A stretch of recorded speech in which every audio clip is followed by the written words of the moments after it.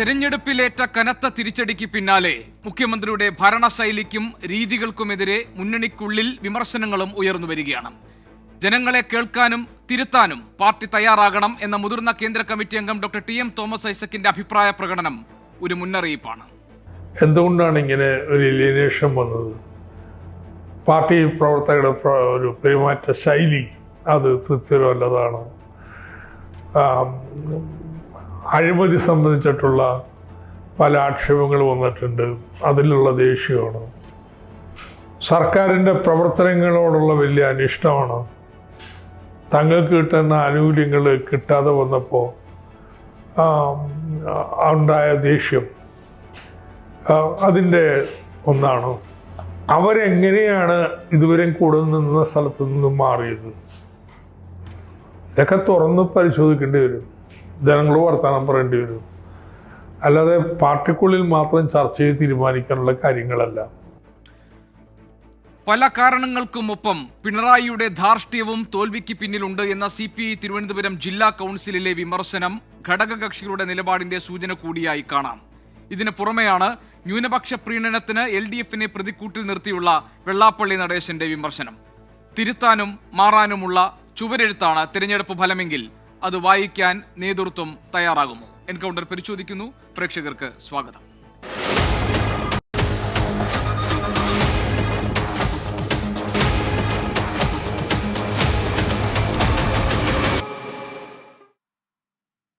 നമ്മുടെ അതിഥികൾ രാഷ്ട്രീയ നിരീക്ഷകൻ ശ്രീ MN കാരശ്ശേരി, രാഷ്ട്രീയ നിരീക്ഷകൻ ശ്രീ NM പിയേഴ്സൺ, ഇടത് നിരീക്ഷകൻ ഡോക്ടർ K ജയരാജ്, കോൺഗ്രസ് പ്രതിനിധി ശ്രീ KP നൌഷാദ് അലി എന്നിവർ ഇന്ന് ഈ എൻകൗണ്ടറിൽ അതിഥികളായി എത്തുന്നു. ഡോക്ടർ K ജയരാജ്, പലതരത്തിലുള്ള നിരീക്ഷണങ്ങൾ, പലതരത്തിലുള്ള വിലയിരുത്തലുകൾ ഈ തെരഞ്ഞെടുപ്പിലെ LDFനുണ്ടായ കനത്ത തോൽവിയുടെ പശ്ചാത്തലത്തിൽ ഉയർന്നു വരുന്നുണ്ട്. അതിലേറ്റവും പ്രധാനമായി ഘടകകക്ഷികളിൽ നിന്ന് പോലും ഇപ്പോൾ CPIയുടെ തിരുവനന്തപുരം ജില്ലാ കൗൺസിലിൽ നിന്നൊക്കെ ഉയർന്നു കേട്ടത് മുഖ്യമന്ത്രിയുടെ ഭരണശൈലി മാറണം, ജനങ്ങളോട് ധാർഷ്ട്യം കാണിക്കുന്ന ധിക്കാരമുള്ള നിലപാടുണ്ടെങ്കിൽ അത് മാറ്റണം, അദ്ദേഹത്തിൻ്റെ മകൾക്കെതിരെ ഉയർന്നു വന്ന ആരോപണങ്ങൾ ഈ തെരഞ്ഞെടുപ്പിൽ ഒരു തിരിച്ചടിക്ക് കാരണമാണ് എന്നൊക്കെയാണ്. ഇത് പുറമേ നിന്നുള്ള, അതായത് CPMന് പുറത്തു നിന്നുള്ള ഒരു വിമർശനം മാത്രമായി കാണണ്ട എന്നതിനുള്ള തെളിവാണ് ഇന്നിപ്പോൾ ഡോക്ടർ TM തോമസ് ഐസക് പറഞ്ഞിരിക്കുന്നത്. അദ്ദേഹം പറയുന്നത് എന്താണ് പാർട്ടിക്കുള്ള കുഴപ്പം, എവിടെയാണ് പരാജയത്തിൻ്റെ കാരണങ്ങൾ കിടക്കുന്നത് എന്നത് തുറന്ന് പരിശോധിക്കാൻ പാർട്ടി തയ്യാറാകണമെന്ന്. അത് പാർട്ടിക്കുള്ളിൽ മാത്രം പോരാ, പുറത്ത് ജനങ്ങളോട് സംസാരിക്കാൻ തയ്യാറാകണം. അതിൽ ഭരണശൈലിയിലെ പിഴവുകൾ കൂടി അദ്ദേഹം എടുത്തു പറയുന്നുണ്ട്. അങ്ങനെയുണ്ടെങ്കിൽ അതും തിരുത്തണമെന്നതാണ്. ഈ ആത്മവിമർശനത്തിന് സാധ്യതയൊരുങ്ങുന്ന സൂചനകൾ CPMനകത്തുണ്ടോ? മുഖ്യമന്ത്രിയുടെ ഭരണശൈലി, അദ്ദേഹത്തിൻ്റെ ധാർഷ്ട്യവും ഈ തെരഞ്ഞെടുപ്പിന് തിരിച്ചടിയായിട്ടുണ്ട് എന്നുള്ള വിമർശനങ്ങളെ എങ്ങനെയാണ് പാർട്ടി ഉൾക്കൊള്ളേണ്ടത്? അത് പറയുന്നതിന് മുമ്പ് ഗോപീഷ്ണൻ ഒരു ചെറിയ തിരുത്തുണ്ട്. എൻ്റെ ഇനിഷ്യൽ B ആണ്. അയ്യോ ക്ഷമിക്കണം, എന്നാണ് പറഞ്ഞത്. ക്ഷമിക്കണം. എന്താണെന്ന് എനിക്ക് ഡോക്ടർ B ജയരാജ്, എനിക്ക് ക്ഷമിക്കണം, എനിക്ക് തെറ്റുപറ്റിയതാണ്. ഓക്കെ. സോ ഇപ്പോൾ ഈ തിരുത്തൽ പരിപാടികളെന്ന് പറയുന്നത് പാർട്ടി EMSൻ്റെ കാലം തൊട്ടേ ഉള്ളതാണ്. തിരുത്തൽ നടപടികൾ തെറ്റ് തിരുത്തിയാണ് പാർട്ടി എല്ലാ കാലത്തും മുന്നോട്ട് പോകുന്നത്. അതിനു വേണ്ടിയിട്ടാണ് തോമസ് ഐസക് അതിന് കുറച്ചുകൂടെ ക്ലാരിഫിക്കേഷൻ വരുത്താൻ വേണ്ടിയിട്ടാണ് മുതിർന്ന നേതാവായിട്ടുള്ള തോമസ് ഐസക് സഖാവ് ഇങ്ങനെ പറഞ്ഞിട്ടുള്ളത്. കാരണം ജനങ്ങളോട് ചോദിക്കണം, പാർട്ടിക്കുള്ളിൽ മാത്രം ഈ തിരുത്തുണ്ടായാൽ മാത്രം പോരാ, ജനങ്ങളോട് സംബന്ധിച്ച് എവിടെയൊക്കെയാണ് പാളിച്ചകൾ വന്നിട്ടുള്ളത്, ജനങ്ങളിൽ നിന്ന് അകന്നു പോയിട്ടുണ്ടോ എന്ന് പരിശോധിക്കണം, വോട്ട് ചോർച്ച ഉണ്ടായിട്ടുണ്ടെങ്കിൽ വോട്ട് ചോർച്ച ഉണ്ടായിട്ടുണ്ടോ എന്ന് പരിശോധിക്കണം, എന്തെങ്കിലും അഴിമതി ആരോപണങ്ങൾക്കും കാരണം ഈ പാർട്ടിയുടെ ഇലക്ഷനെ അത് ബാധിച്ചിട്ടുണ്ടോ എന്ന് പരിശോധിക്കണം. അതുപോലെ തന്നെ മറ്റു പല വിഷയങ്ങൾ, ക്ഷേമ പെൻഷനുകൾ, മറ്റു കാര്യങ്ങളൊക്കെ കൃത്യമായിട്ട് കിട്ടിക്കൊണ്ടിരുന്നത് കിട്ടാതായതുണ്ടോ എന്ന് പരിശോധിക്കണം. അത് പരിശോധിച്ച് തിരുത്തി മാത്രമേ മുന്നോട്ട് പോകാൻ പറ്റത്തുള്ളൂ. കൃത്യമായി വിമർശനവും സ്വയം വിമർശനവും നടത്തുന്ന ഒരു പാർട്ടിയാണ് CPM. അല്ലാതെ ഒരു വൺ സൈഡഡ് ആയിട്ടുള്ള ഒരു തീരുമാനം എടുക്കുമെന്ന് എനിക്ക് തോന്നുന്നില്ല. സംസ്ഥാന കമ്മിറ്റിക്ക് ശേഷം തീർച്ചയായിട്ടും ജനങ്ങളിലേക്ക് തന്നെയാണ് ഇറങ്ങുന്നത്. എപ്പോഴും ജനങ്ങളിൽ നിന്ന് ഊർജ്ജം ഉൾക്കൊള്ളുകൊണ്ടാണ് CPM പോലൊരു പാർട്ടി പ്രവർത്തിച്ചുകൊണ്ടിരിക്കുന്നത്. അല്ലാതെ ചില ആളുകൾ വിചാരിക്കുന്ന പോലെ ഒരു ഏകാധിപത്യ ശൈലി ഒന്നുമല്ല CPM പിന്തുടരുന്നത്. അങ്ങനെ ഒരു നേതാവിൻ്റെ പിന്നിൽ അണിനിരക്കുന്നവരല്ല, അങ്ങനെ ഒരു ശൈലിയല്ല CPMൻ്റേത് ഇതുവരെ തുടർന്നു പോരുന്നത്. ഇപ്പോൾ നമ്മൾ പേരിന് പറയുമ്പോൾ VS അച്യുതാനന്ദൻ, ഞാൻ ചോദിക്കുന്നത് ശ്രീ ഡോക്ടർ B ജയരാജ്, ഈ രണ്ട് കാര്യങ്ങളാണല്ലോ. ഒന്ന്, വിമർശനങ്ങളെ എത്രത്തോളം സഹിഷ്ണുതയോടുകൂടി മുഖ്യമന്ത്രി അഭിമുഖീകരിക്കുന്നുണ്ട് എന്നൊരു പ്രശ്നം നിലനിൽക്കുന്നുണ്ട്. നമുക്കറിയാം, ഇപ്പോൾ ചെറിയ ഒരു വിമർശനം ഒരു ഭാഗത്തുണ്ടായപ്പോൾ അദ്ദേഹം പ്രയോഗിച്ചത് വിവരദോഷി എന്നാണ്. ആരെയാണെന്ന് ഞാൻ പറയണ്ടല്ലോ. പിന്നെ ഈ തിരഞ്ഞെടുപ്പിലെ പരാജയത്തിന് ശേഷം അദ്ദേഹം പുറത്തിറക്കിയ ഒരു വാർത്താക്കുറിപ്പിൽ പറയുന്നത് പോരായ്മകൾ കണ്ടെത്തി അവ പരിഹരിക്കും, സർക്കാരിനെതിരെ സംഘടിതമായി നടക്കുന്ന കുപ്രചാരണങ്ങളെ പ്രതിരോധിക്കാനും ജനങ്ങൾക്കുള്ള തെറ്റിദ്ധാരണകൾ നീക്കാനുമുള്ള ശ്രമങ്ങൾ ശക്തമാക്കുമെന്നാണ്. അപ്പോഴും ജനങ്ങൾക്കുള്ള തെറ്റിദ്ധാരണ നീക്കുന്നതിനെ കുറിച്ചാണ് അദ്ദേഹം പറയുന്നത്. അപ്പോൾ അദ്ദേഹത്തിന്റെ ഭരണശൈലിക്കെതിരെ വിമർശനം ഉയരുമ്പോഴും അതിനെ ഈ നിലയ്ക്ക് കണ്ടുകൊണ്ടാണ് മറുപടി നൽകുന്നത്. അപ്പോൾ ഡോക്ടർ ടി.എം. തോമസ് ഐസക്കിനെ പോലുള്ള അച്ചടക്കമുള്ള പാർട്ടി നേതാക്കൾ അവർ ഈ കാര്യങ്ങൾ തുറന്നു പറയുകയാണ്. അതായത് ജനങ്ങളോട് തുറന്ന് സംവദിക്കാൻ ഇനി പാർട്ടി തയ്യാറാകണം. തിരുത്തൽ എന്ന് പറയുന്നത് പാർട്ടിക്കുള്ളിൽ മാത്രം പോരാ, പുറത്തു നിന്നുകൂടി വേണം. അത് ജനങ്ങളുമായി തുറന്ന സംവാദത്തിൽ ഏർപ്പെടുക എന്നതാണ് അതിനുള്ള പോംവഴി എന്ന് പറയുകയാണ്. ഈ സാഹചര്യം എങ്ങനെ പാർട്ടിക്കുള്ളിൽ ഉണ്ടായി എന്നതല്ലേ പ്രധാനം?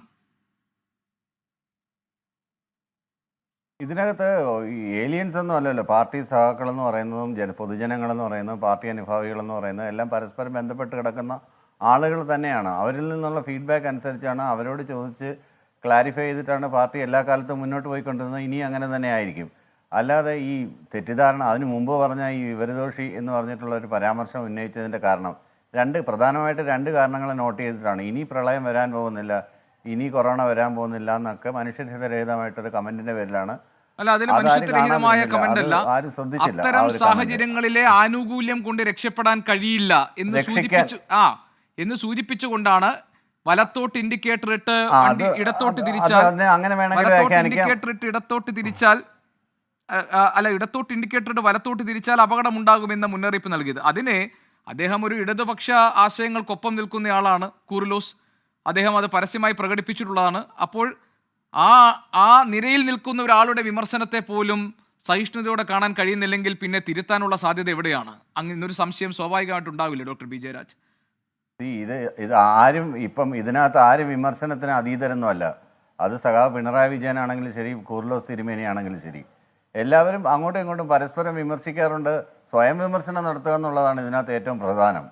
എൻ്റെ കയ്യിൽ എന്തെല്ലാം ഫോൾട്ട് വന്നിട്ടുണ്ട് എന്നുള്ളത് കൃത്യമായിട്ട് പരിശോധിക്കുക. അഥവാ പരിശോധിക്കുന്നില്ലെങ്കിൽ അത് പരിശോധിക്കാനുള്ള സാഹചര്യങ്ങൾ ഉണ്ടായിക്കൊടുക്കുക. അതിനു വേണ്ടിയിട്ടാണല്ലോ സ്റ്റേറ്റ് കമ്മിറ്റിയും ഒക്കെ കൂടുന്നത്.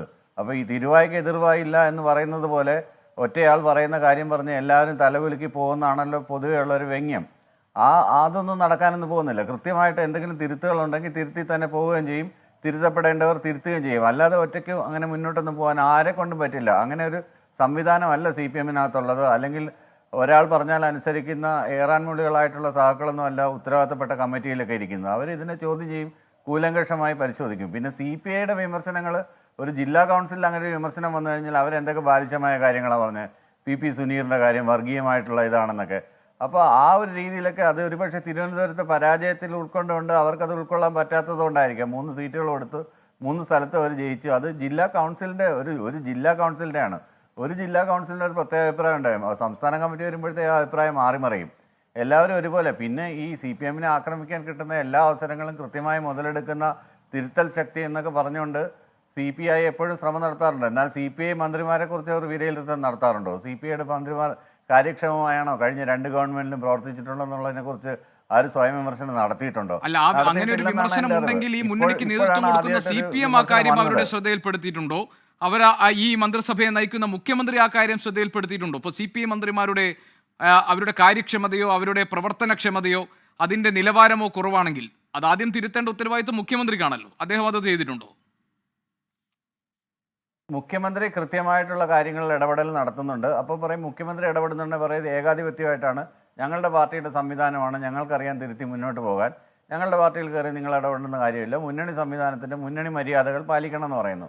അന്നേരമാണല്ലോ LDF കൺവീനർ അങ്ങനെയുള്ള ആളുകളാണല്ലോ അത്തരം കാര്യങ്ങൾ സംസാരിക്കുന്നത്. അല്ലാതെ മുഖ്യമന്ത്രി ഡയറക്റ്റ് അല്ലല്ലോ ഒരു മുന്നണിയിലെ ഒരാളെ വിളിച്ചിട്ട് നിങ്ങളുടെ മന്ത്രിമാരുടെ പ്രവർത്തനം കാര്യക്ഷമമല്ല, അല്ലെ കാര്യക്ഷമമാണ്, അദ്ദേഹം നന്നായിട്ട് പെർഫോം ചെയ്യുന്നു, അങ്ങനെ അത് മാർക്ക് ലിസ്റ്റ് കൊടുക്കുന്നതും അല്ല സ്കോർ കാർഡ് കൊടുക്കുന്നതും ഒന്നും അവരുടെ മുഖ്യമന്ത്രിയുടെ ജോലിയല്ലല്ലോ.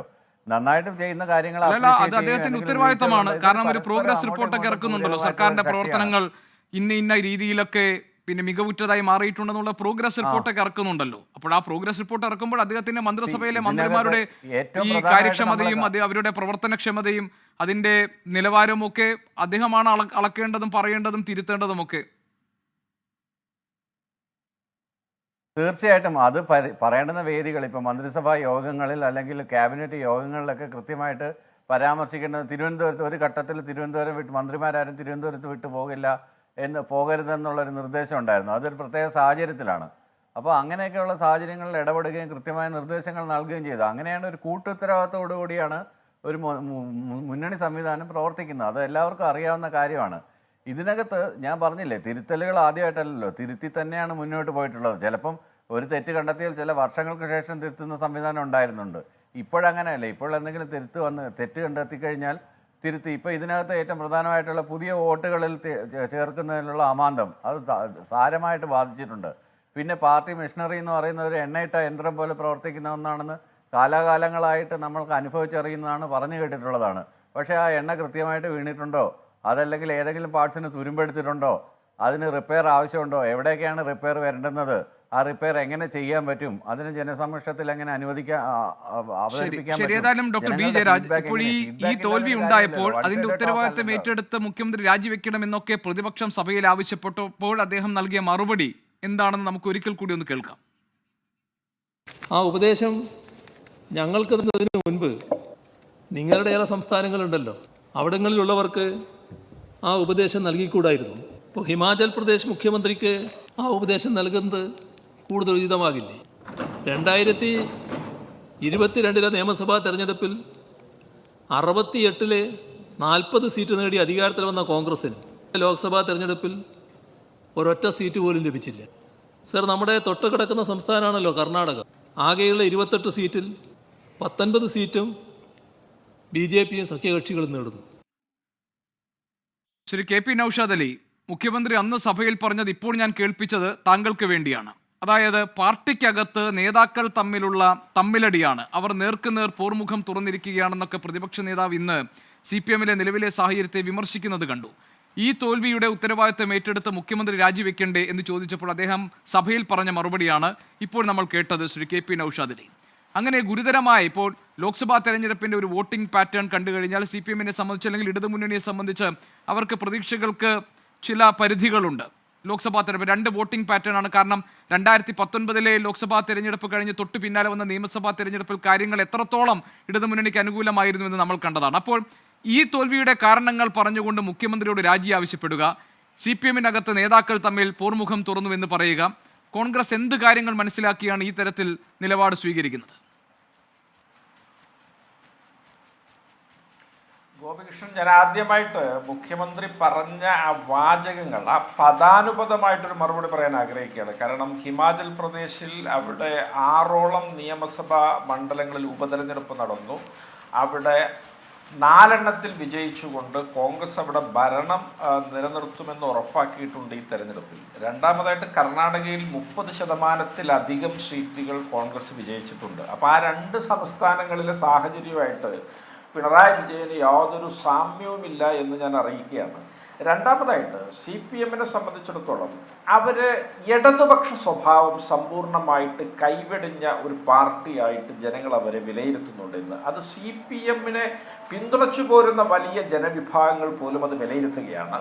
ഒരുപക്ഷെ ബംഗാളിലും ത്രിപുരയിലും ഒക്കെ CPM തകർന്നടിഞ്ഞതിൻ്റെ അതേ പാതയിൽ ഒരുപക്ഷെ അതിനെ വെല്ലുന്ന രീതിയിൽ കേരളത്തിലെ CPM കഴിഞ്ഞ നാളുകളിൽ പ്രത്യേകിച്ചും ഈ തുടർഭരണാനന്തരം മുന്നോട്ട് പോകുന്നു എന്ന് എളുപ്പത്തിൽ നമുക്ക് മനസ്സിലാക്കാൻ സാധിക്കും. കാരണം ഏതൊരു പാർട്ടിയും ആ പാർട്ടിക്കകത്തൊരു ആഭ്യന്തര നവീകരണമാണ് ആ പാർട്ടിയുടെ എല്ലാ തരത്തിലുള്ള മികവിനെയും നിശ്ചയിക്കുന്നത്. പക്ഷേ നിർഭാഗ്യവശാൽ ഇവിടെ CPM-ൽ അത്തരമൊരു സാഹചര്യമില്ല. അതൊരു കെട്ടിക്കിടക്കുന്ന ജലാശയമായിട്ട് CPM മാറിക്കഴിഞ്ഞു. അവിടെ ഏതെങ്കിലും തരത്തിലുള്ള നീരൊഴുക്കുള്ളതായിട്ട് നമുക്ക് പ്രതീക്ഷിക്കുക വയ്യ, അല്ലെങ്കിൽ കരുതുക വയ്യ. അത്തരമൊരു സാഹചര്യം അവിടെ ഇല്ല.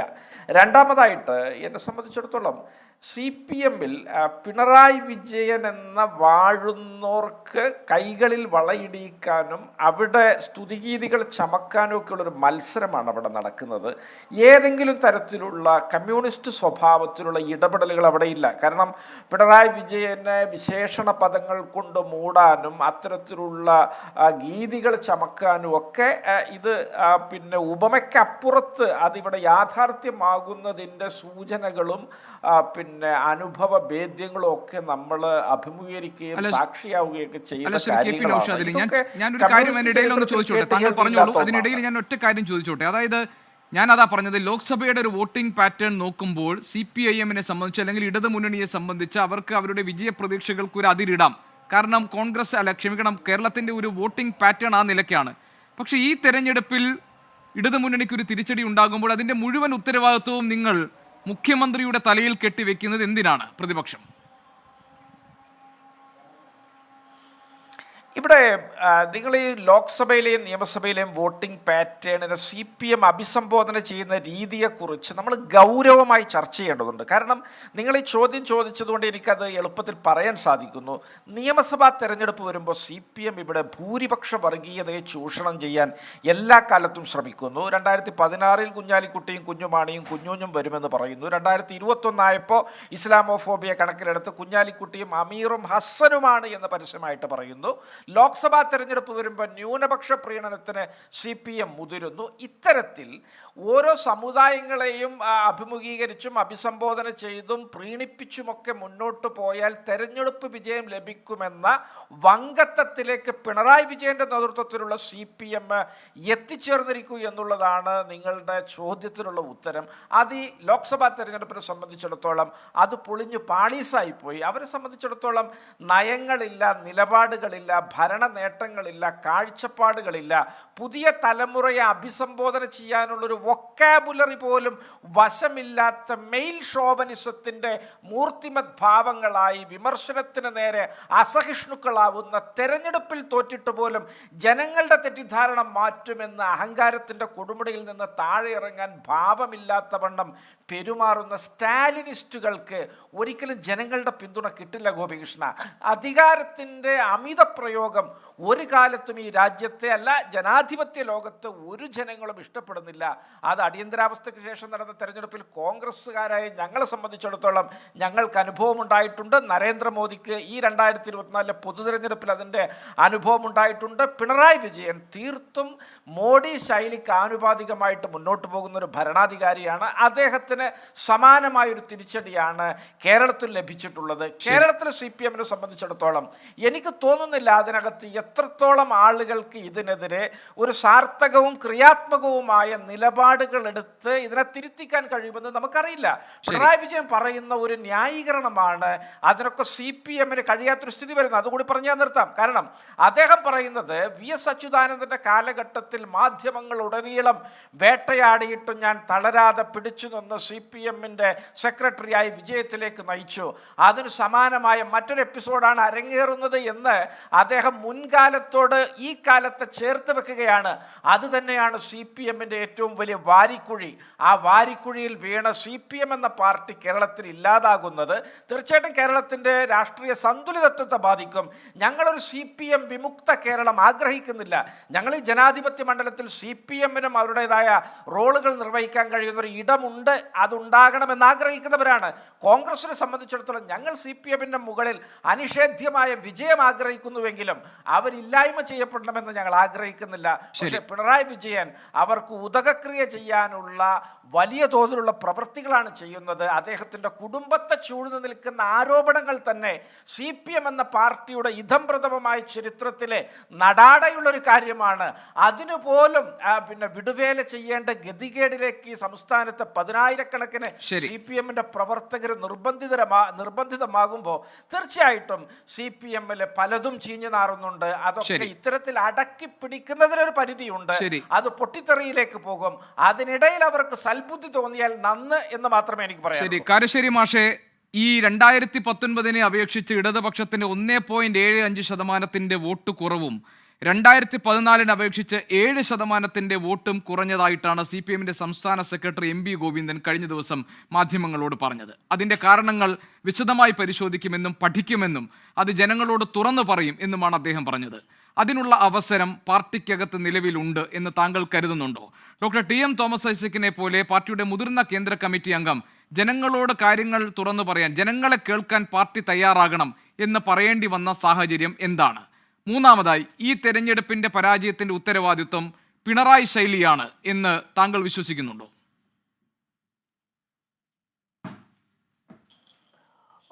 ഗോപികൃഷ്ണൻ, ഈ 2024 തെരഞ്ഞെടുപ്പിൽ ഇത്ര വലിയ ഒരു കനത്ത തോൽവി LDF ഉണ്ടായതിൻ്റെ പ്രധാനപ്പെട്ട ഒരു കാരണം ഭരണവിരുദ്ധ വികാരം തന്നെയാണ്. അതിന് പ്രധാനമായിട്ടും ഉത്തരവാദി നമ്മുടെ ബഹുമാനപ്പെട്ട മുഖ്യമന്ത്രി ശ്രീ പിണറായി വിജയനാണ്. എന്താണ് കാരണം എന്ന് വിചാരിച്ചാൽ, അവരുടെ അണികളിൽ തന്നെ അനവധി ആളുകൾ മാറി വോട്ട് ചെയ്തു എന്നാണ് മനസ്സിലാക്കേണ്ടത്. ഇപ്പോൾ തോമസ് ഐസക്കിൻ്റെ പ്രസ്താവന സ്വാഗതം ചെയ്യുന്ന ഒരാളാണ് ഞാൻ.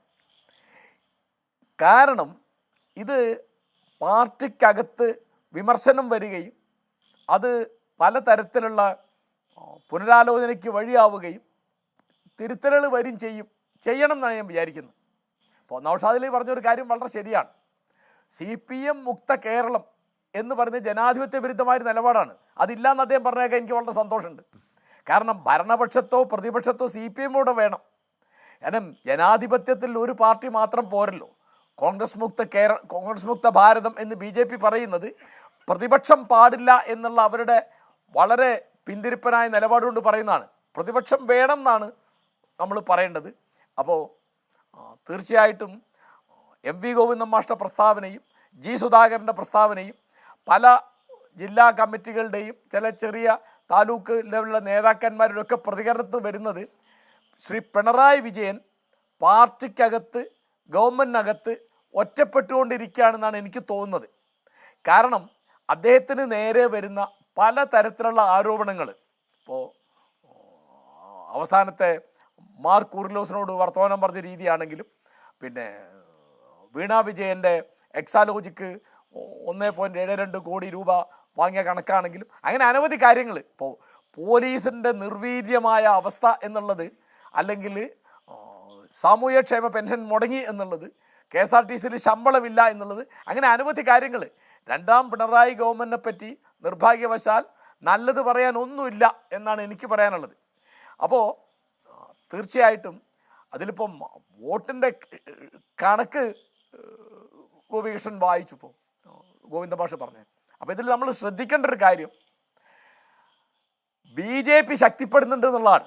അത് ഒരു സീറ്റ് കിട്ടിയ കാര്യം മാത്രമല്ല, 74,000-ലധികം വോട്ട് കിട്ടി തൃശ്ശൂരിൽ നിന്ന് ശ്രീ സുരേഷ് ഗോപി ജയിച്ചു. അങ്ങനെ പാർലമെൻറ്റിൽ ഇവിടെ ഇപ്പോൾ അക്കൗണ്ട് തുറന്നു. അതുപോലെ അപകടമുള്ള ഒരു കാര്യമാണ് തിരുവനന്തപുരത്ത് ശ്രീ രാജീവ് ചന്ദ്രശേഖർ ജയിക്കോ എന്നൊരു ഘട്ടത്തിൽ ഒരു ഭീതി വരുത്തുന്ന മട്ടിൽ അദ്ദേഹം ധാരാളം വോട്ട് പിടിച്ചു. പിന്നെ എൻ്റെ ഓർമ്മ ശരിയാണെങ്കിൽ 11 നിയമസഭാ മണ്ഡലങ്ങളിൽ വലിയ BJPക്ക് വലിയ വോട്ട് ഷെയർ ഉണ്ട്, ഒന്നാം സ്ഥാനത്ത്. ഈ കണക്കാണ് വാസ്തവത്തിൽ CPM അല്ലെങ്കിൽ ശ്രീ ഗോവിന്ദൻ മാഷ് കാണേണ്ടത്. കാരണം ആ വോട്ട് എവിടെ നിന്നാണ് വരുന്നത്? എൻ്റെ കണക്കിന് അത് പ്രധാനമായിട്ടും CPM എന്നാണ്. കാരണം സ്വന്തം നേതാക്കന്മാരുടെ കെടുകാര്യസ്ഥത, അവരുടെ ഇപ്പോൾ ആലോചിച്ച് നോക്കുക, ആ ഇലക്ഷൻ്റെ 2 ദിവസം മുമ്പല്ലേ LDFൻ്റെ കൺവീനർ ശ്രീ EP ജയരാജനും ജാവ്ദേക്കറും തമ്മിൽ BJPയുടെ കേരള പ്രഭാരി ജാവ്ദേക്കറും തമ്മിൽ സംസാരിച്ചതിൻ്റെ വാർത്ത പുറത്തു വരുന്നത്. അതാരും നിഷേധിച്ചിട്ടില്ലല്ലോ. അപ്പോൾ ഞാൻ പറയുന്നത്, ആദർശ വ്യതിയാനം, പാർലമെൻ്ററി വ്യാമോഹം എന്നൊക്കെ പറയുന്നത് കൃത്യമായി അണികൾക്ക് മനസ്സിലാവുന്നുണ്ട്, അണികൾ മാറി ചിന്തിക്കുന്നുണ്ട് എന്നാണ് ഇതിൻ്റെ സൂചന. പിന്നെ നിഷ്പക്ഷ വോട്ടർമാർ എല്ലാവരും ഞാൻ പറയില്ല, നല്ലൊരു ശതമാനം ഇത്തവണ എന്തുകൊണ്ട് ഒരു മൂന്നാം മുന്നണിയെ പരീക്ഷിച്ചുകൂടാ എന്ന നിലയ്ക്ക് BJPക്ക് വോട്ട് ചെയ്തിട്ടുണ്ടാവും. അതൊക്കെ ജനാധിപത്യ കേരളത്തിന് ഗുണകരമായ കാര്യങ്ങളല്ല. എന്താ കാരണം എന്ന് വിചാരിച്ചാൽ, ഈ ജാതിയുടെയും മതത്തിൻ്റെയും പേരിൽ സാമൂഹ്യമായ വിഘടനം ഉണ്ടാക്കുക, മതരാഷ്ട്രവാദത്തിലേക്ക് ആളുകൾ നിർഭാഗ്യവശാൽ വഴിതെറ്റിപ്പോവുക തുടങ്ങിയുള്ള കാര്യങ്ങളൊക്കെ LDFനും UDFനും ഒരുപോലെ ആപത്തുള്ള കാര്യങ്ങളാണ്. അതാണിപ്പോൾ നമ്മൾ ഗുജറാത്തിലൊക്കെ നേരത്തെ കണ്ടത്. ഇപ്പോൾ ഭാഗ്യത്തിന് ഇപ്പോൾ UP പോലെ ചില സ്ഥലങ്ങളിൽ നമുക്ക് പ്രതീക്ഷ നൽകുന്ന വോട്ടിംഗ് സമ്പ്രദായം നമ്മൾ കണ്ടു. അപ്പം അതുകൊണ്ട് CPMനകത്ത് അനുയായികൾ, നേതാക്കന്മാർ, local committee secretary, area committee secretary, ജില്ലാ കമ്മിറ്റി സെക്രട്ടറി തുടങ്ങിയുള്ള നേതാക്കന്മാർ പാർട്ടിക്കകത്ത് ആ പാർട്ടിയെ രക്ഷിക്കാനുള്ള ഒരു പണി എടുത്തില്ലെങ്കിൽ ആ പാർട്ടി തീർച്ചയായിട്ടും ബംഗാളിലെയും ത്രിപുരയിലെയും വിധിയിലേക്ക് പോവാണ്. അത് ശരി. പോകണ്ട എന്നുണ്ടെങ്കിൽ ഈ പിണറായി പൂജ കൊണ്ട് അത് രക്ഷിക്കാൻ കഴിയില്ല. പിണറായി പൂജ കൊണ്ട് നിങ്ങൾക്ക് ചാനലിൽ ന്യായീകരിക്കാം, അത് വോട്ടായി മാറുകയില്ല എന്ന് ഇവിടെ അറിഞ്ഞല്ലോ. അപ്പോൾ ഞങ്ങൾക്ക് കഴിഞ്ഞ തവണ ഒരു സീറ്റേ കിട്ടിയുള്ളൂ, ഇത്തവണ ഒരു സീറ്റേ കിട്ടിയുള്ളൂ എന്ന് വളരെ ലളിതമായിട്ട് അത് നിസ്സാരവൽക്കരിക്കരുത്. കാരണം എവിടുന്നാണ് ഏതൊക്കെ ഇപ്പോൾ ആലോചിച്ച് നോക്കൂ, എങ്ങനെയാണ് ശ്രീ പിണറായി വിജയൻ്റെ മണ്ഡലത്തിൽ KPCC പ്രസിഡന്റ് സുധാകരന് ലീഡ് കിട്ടുക എന്ന് പറയുന്നത് ചെറിയ കാര്യമല്ല. കണ്ണൂർ ജില്ലയിലൊക്കെ നമ്മൾ കാണുന്ന മാറ്റം എത്രയാണ്. അപ്പോൾ തിരുത്തും, ഒരു വാക്കുകൂടി ഗോപികൃഷ്ണൻ, തിരുത്തും എന്ന് പറഞ്ഞു. ഇപ്പോൾ വ്യക്തമാണ് വടകര മണ്ഡലത്തിൽ ആ കാഫർ പ്രയോഗം നടത്തിയത് UDFകാരല്ല, അത് LDFകാരോ LDFന് വേണ്ടി പണിയെടുക്കുന്നവരോ ചെയ്തതാണ്. അത് ഏറ്റുപറഞ്ഞ് മാപ്പ് പറയുക എന്നുള്ളത് ജനാധിപത്യത്തിലെ അത്യാവശ്യമുള്ളൊരു കാര്യമാണ്. അങ്ങനെയാണ് അതിൻ്റെ തിരുത്തൽ ആരംഭിക്കേണ്ടതെന്നാണ് ഞാൻ വിചാരിക്കുന്നത്. ശരി, ഈ തെരഞ്ഞെടുപ്പ് തോൽവിയുടെ പശ്ചാത്തലത്തിൽ CPM-നകത്തും ഇടതുമുന്നണിക്കകത്തും തിരുത്തലുകൾ വരുത്തേണ്ടത് എങ്ങനെ, അത് എവിടെ നിന്ന് തുടങ്ങണം? ഇതാണ് ഇപ്പോൾ ഈ രാത്രി നമ്മൾ ചർച്ച ചെയ്യുന്നത്. ശ്രീ NM പിയേഴ്സൺ, ഞാൻ താങ്കളിലേക്ക് വരും ഒരു ചെറിയ ഇടവേള എടുത്ത ശേഷം വളരെ വേഗം ചർച്ചയിലേക്ക് വീണ്ടും. ശ്രീ NM പിയേഴ്സൺ, കേരളത്തിന്റെ ചരിത്രത്തിൽ ആദ്യമായാണ് ഒരു മുന്നണിക്ക് ഒരു തുടർഭരണം കിട്ടുന്നത്. അങ്ങനെ പിണറായി വിജയൻ പറയുന്നു അന്നും ഇന്നും തനിക്ക് ഒരേ ശൈലിയാണുള്ളതെന്ന്. അങ്ങനെയാണെങ്കിൽ ഇപ്പോൾ പിണറായി വിജയന്റെ ഈ ഭരണ രാഷ്ട്രീയ ശൈലി വിമർശിക്കപ്പെടുന്നത് എന്തുകൊണ്ടാകാം? ജനങ്ങളുമായുള്ള അദ്ദേഹത്തിന്റെ കണക്റ്റിന്റെ പ്രശ്നമാണോ, അദ്ദേഹത്തിന്റെ ധാർഷ്ട്യത്തിന്റെ പ്രശ്നമാണോ യഥാർത്ഥത്തിൽ ഇത്, അതോ പാർട്ടിക്കകത്തുള്ള ചിലരുടെ അസ്വസ്ഥതകളുടെ പ്രശ്നമാണോ?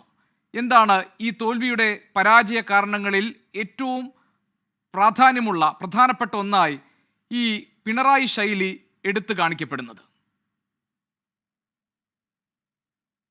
എനിക്ക് തോന്നുന്നത് ഈ തെരഞ്ഞെടുപ്പിലെ CPM-ന്റെ തോൽവി ഒരു രാഷ്ട്രീയ പരാജയമാണ്. അത് തിരിച്ചറിഞ്ഞല്ല നമ്മളുടെ സമൂഹം ആ കാര്യങ്ങൾ ചർച്ച ചെയ്യുന്നത് എന്നാണ് ഞാൻ വിശ്വസിക്കുന്നത്. ഇതുവരെ ഇടതുപക്ഷം ഉയർത്തിപ്പിടിച്ചിരുന്ന രാഷ്ട്രീയം പരാജയപ്പെട്ടു. അത് ആര് പരാജയപ്പെടുത്തി എന്നുള്ളതാണ് യഥാർത്ഥത്തിൽ ഈ പരാജയത്തിന്റെ കാരണങ്ങൾ അന്വേഷിക്കുമ്പോൾ നമ്മൾ മുന്നോട്ട് പോകേണ്ടത്. അപ്പൊ രാഷ്ട്രീയമായി CPM പരാജയപ്പെട്ടു എന്നുള്ളതാണ് പ്രശ്നം. രാഷ്ട്രീയമായിട്ട് അവർ പരാജയപ്പെടുമ്പോൾ അതിന് തിരുത്ത് വേണം എന്നുണ്ടെങ്കിൽ ആ തിരുത്തിന് ആവശ്യമായ ബൗദ്ധികമായിട്ടുള്ള സമീപനം ആവശ്യമാണ്. എനിക്ക് തോന്നുന്നില്ല CPM-ന് തിരുത്താൻ കഴിയുമെന്ന്. കാരണം പിണറായിയുടെ ശൈലിക്കെതിരാണ് സംസാരിക്കുന്നതെങ്കിൽ 40 പേരുടെ അകമ്പടിയോടുകൂടിയുള്ള ഘോഷയാത്രകൾ എന്തുകൊണ്ട് CPM-ന് മുൻകാലങ്ങളിൽ തിരുത്താൻ കഴിഞ്ഞില്ല? തിരിച്ചറിയാത്തത് കൊണ്ടല്ല. അടിസ്ഥാന വർഗത്തിന് വേണ്ടി ഭരിക്കുന്ന ഒരു പാർട്ടിക്ക് എങ്ങനെയാണ് ജനങ്ങൾക്ക് നൽകേണ്ട, സാധാരണക്കാർക്ക് നൽകേണ്ട, അത്താഴ പട്ടിണിക്കാർക്ക് നൽകേണ്ടതായിട്ടുള്ള പെൻഷൻ കൊടുക്കാതിരിക്കാൻ കഴിയുക? അത് തിരിച്ചറിയാത്തത് കൊണ്ടാണ്. അപ്പൊ തിരിച്ചറിഞ്ഞിട്ടും തിരുത്താതിരിക്കുന്നത് അവർ ഉയർത്തിക്കൊണ്ടുവന്നിരുന്നതായിട്ടുള്ള രാഷ്ട്രീയത്തെ സമ്പൂർണമായി കൈയൊഴിഞ്ഞതുകൊണ്ടാണ്. ഈ നേതൃത്വത്തിന് ഇടതുപക്ഷ രാഷ്ട്രീയത്തിന്റെ, മാർക്സിസത്തിന്റെ എന്ത് പ്രത്യയശാസ്ത്ര അടിത്തറയാണുള്ളത്? ഒരു വിഷയത്തിൽ അവരെടുക്കുന്നതായിട്ടുള്ള തീരുമാനം പോലീസ് ആക്ട് തിരുത്തി വഴിയെ പോകുന്ന ആരെയും പിടിച്ച് അകത്തിടാൻ പറ്റുന്ന തരത്തിൽ പോലീസ് നിയമം കൊണ്ടുവരാൻ തീരുമാനിച്ച സമയത്ത് യഥാർത്ഥത്തിൽ കേന്ദ്ര കമ്മിറ്റിയുടെ ഇടപെടൽ വന്നു എന്നുള്ളത് ശരിയാണ്. പക്ഷെ എന്തുകൊണ്ട് ഇവർക്ക് അങ്ങനെ ചിന്തിക്കാനായിട്ട് തോന്നുന്നു? ഇവന്റെ തലക്കകത്ത് എന്തെങ്കിലും ഇടതുപക്ഷ രാഷ്ട്രീയം ഉണ്ടെങ്കിൽ അത് ചിന്തിക്കാനായിട്ട് അവർക്ക് കഴിയോ? ഇല്ല. അപ്പൊ തലക്കകത്ത് നിന്നും ശരീരത്തിൽ നിന്നും ഇടതുപക്ഷ രാഷ്ട്രീയം ഒഴിഞ്ഞുപോയ ഒരു പ്രസ്ഥാനത്തെ സംബന്ധിച്ചിടത്തോളം അത് തോറ്റത് കൊണ്ട് തിരുത്താൻ ശ്രമിക്കുന്നത് കൊണ്ട് കാര്യമുണ്ട് ഞാൻ കരുതുന്നില്ല ശരിക്കും. അതും MV ഗോവിന്ദനെ പോലെ ഒരാൾ നേതൃസ്ഥാനത്ത് നിൽക്കുമ്പോൾ അല്ലേ? അതെ, തീർച്ചയായിട്ടും. അവർ തന്നെ, അതായത് മുഖ്യമന്ത്രി മാറിയതുകൊണ്ട് പ്രശ്നം തീരും എന്നൊരിക്കലും നിങ്ങൾ കരുതരുത്. ഇടതുപക്ഷ രാഷ്ട്രീയ പ്രസ്ഥാനത്തെ നയിച്ചുകൊണ്ടിരിക്കുന്നതായിട്ടുള്ള നേതാക്കൾ, പ്രത്യേകിച്ച് ഇടതുപക്ഷ രാഷ്ട്രീയ പ്രസ്ഥാനത്തിന്റെ സെക്രട്ടറി ഗോവിന്ദൻ മാസ്റ്റർ എന്ത് രാഷ്ട്രീയമാണ് ഈ രാജ്യത്ത് കളിച്ചുകൊണ്ടിരിക്കുന്നത്? എന്താണ് അദ്ദേഹത്തിന്റെ രാഷ്ട്രീയ അടിത്തറ? രാഷ്ട്രീയ വിവേചനം എന്താണ്? രാഷ്ട്രീയ ശേഷി എന്താണ്? ഒരു തരത്തിലും രാഷ്ട്രീയ ശേഷി ഇല്ലാത്ത ഒരാൾ പാർട്ടിയുടെ സെക്രട്ടറി ആയിട്ടിരുന്നാൽ പാർട്ടിക്ക് എന്താണ് സംഭവിക്കാൻ പോകുന്നത്? നിരന്തരമായിട്ട് പാർട്ടിയുടെയും അതേപോലെ തന്നെ ഗവൺമെന്റിന്റെയും പ്രവർത്തനങ്ങൾ ജനവിരുദ്ധമായി തീർന്നുകൊണ്ടിരുന്ന സമയത്തൊക്കെ ജനങ്ങളത് തിരിച്ചറിയുകയും അത് അതാത് ഘടകങ്ങളിലും ഘട്ടങ്ങളിലുമൊക്കെ അവരോട് സൂചിപ്പിക്കുകയും ചെയ്തിരുന്നു. അവർ തിരിച്ചറിഞ്ഞില്ല. ആരും പറഞ്ഞാൽ കേൾക്കാത്ത തരത്തിലേക്ക് ഒരു മാറിക്കഴിഞ്ഞാൽ എന്ത് ചെയ്യണം? അവന്റെ പെടലിക്ക് അടിക്കണം. അങ്ങനെ അടിക്കുകയാണ് ഇപ്പൊ ജനങ്ങൾ ചെയ്തത്. അതുകൊണ്ടാണ് ധർമ്മടത്തോട്ട് പോയത്, ചീമയിലോട്ട് പോയത്, മറ്റു സ്ഥലങ്ങളിലെ കാര്യങ്ങളെല്ലാം വിടുവാൻ ഞാൻ. അവിടേക്ക് ഒരൊറ്റ ആൾ പോലും മറ്റൊരു രാഷ്ട്രീയ പ്രസ്ഥാനത്തെ കുറിച്ച് ചിന്തിക്കാതെ ഈ രാഷ്ട്രീയ പ്രസ്ഥാനത്തിനൊപ്പം നിന്നവനാണ്. കേരളത്തിന്റെ ഒരു ചരിത്രത്തിൽ കമ്മ്യൂണിസ്റ്റ് പാർട്ടി രൂപപ്പെട്ട് 1939 മുതൽ 1950 വരെയുള്ള കാലഘട്ടത്തിൽ നടന്ന ധീരോജ്വലമായിട്ടുള്ള സമരങ്ങളാണ് കേരളത്തെ മാറ്റിയെഴുതിയത്. അതിന്റെ പൈതൃകം വിറ്റ് ജീവിക്കുന്നതായിട്ടുള്ള നേതാക്കളാണ് ഇപ്പോൾ ഇവിടെ ഉള്ളത്. ശ്രീ എൻ എം പിയേഴ്സൺ, അങ്ങനെയാണെങ്കിൽ മാർ കൂർലോസിന്റെ വിമർശനത്തിന്റെ അന്തസത്തയും ഇത് തന്നെയാണോ? ഇടത്തോട്ട് ഇൻഡിക്കേറ്റർ ഇട്ട് വലത്തോട്ട് തിരിഞ്ഞാൽ അപകടം സംഭവിക്കുമെന്ന മുന്നറിയിപ്പ്. വലത്തോട്ട് തിരിച്ചു കഴിഞ്ഞാൽ അപകടത്തിൽപ്പെടും നിങ്ങള്. ഈ ഗവൺമെന്റ് എന്താണ് ചെയ്തുകൊണ്ടിരിക്കുന്നത്? ഇടതുപക്ഷ രാഷ്ട്രീയത്തിന് പകരമായിട്ട് നിയോ ലിബറൽ പോളിസികളെ വാരിപ്പുണർത്ത് മുതലാളിത്തത്തിനൊപ്പം നിന്ന് ചങ്ങാത്ത മുതലാളിത്തത്തിന്റെ ഏറ്റവും വലിയ സേവകരായി തീരുകയും അതിന്റെ കൈപ്പറ്റുകാരായി മാറുകയാണ് അവർ ചെയ്തിരിക്കുന്നത്. അത്ര ഗുരുതരമായിട്ടുള്ള രീതിയിൽ രാഷ്ട്രീയത്തെ നശിപ്പിച്ചിരിക്കുന്നതായിട്ടുള്ള ഈ നേതൃത്വത്തിന് എങ്ങനെ തിരുത്താൻ പറ്റും? ഒറ്റ ദിവസം കൊണ്ട് തിരുത്താൻ പറ്റുന്ന സംഭവമാണ്. എത്ര നാളുകളായിട്ട് നിരന്തരമായിട്ട് നടന്നുകൊണ്ടിരിക്കുന്നതായിട്ടുള്ള വിഷയങ്ങളാണ്. അതിന് പകരമായിട്ട് അധികാരം നിലനിർത്തുന്നതിന് വേണ്ടി ഓരോരുത്തരുടെയും എന്താണ് വീട്ടുപിടിക്കൽ പോവുക, രാവിലെ മുസ്ലിം മത നേതാക്കൾക്കൊപ്പം പ്രാതൽ കഴിക്കുക, വൈകുന്നേരമായി കഴിഞ്ഞിട്ടുണ്ടെങ്കിൽ ക്രിസ്ത്യാനികൾക്കൊപ്പം ഇരുന്ന് അത്താഴം കഴിക്കുക. ഇതൊക്കെ ചെയ്തു കഴിഞ്ഞിട്ടുണ്ടെങ്കിൽ ജയിക്കുമെന്ന് വിചാരിക്കുന്ന ഇവന്റെ മണ്ടയിൽ എന്താണ് എന്നാണ് ഞാൻ ചോദിക്കുന്നത്. അതാണ് പ്രധാനപ്പെട്ട പ്രശ്നം. അത് തിരുത്താതെ ഈ പ്രസ്ഥാനത്തിന് ഒന്നും സംഭവിക്കാൻ പോകുന്നില്ല. ഇത് കോൺഗ്രസിനെ പോലെയുള്ള ഒരു പ്രസ്ഥാനമായിട്ട് ഇനിയും തുടരുകയായിരിക്കും ഇവിടെ. അതിലൊന്നും ആർക്കും തർക്കമില്ല. അതിനപ്പുറത്ത് ഇതിന് കാരണം കോൺഗ്രസിനും അങ്ങനെയൊക്കെ സംഭവിച്ച ജീർണതകളുടെയും അതേപോലെ തന്നെ പടലപ്പിണക്ക്, ഇപ്പൊ ഈ നേതാക്കന്മാരുടെ മാർക്സ് പാർട്ടിയിലെ നേതാക്കന്മാർ തമ്മിൽ പടലപ്പിണക്കമാണെന്ന് പറഞ്ഞു. ഇവന്റെ അകത്ത് എന്താണ് നടന്നുകൊണ്ടിരിക്കുന്നത്?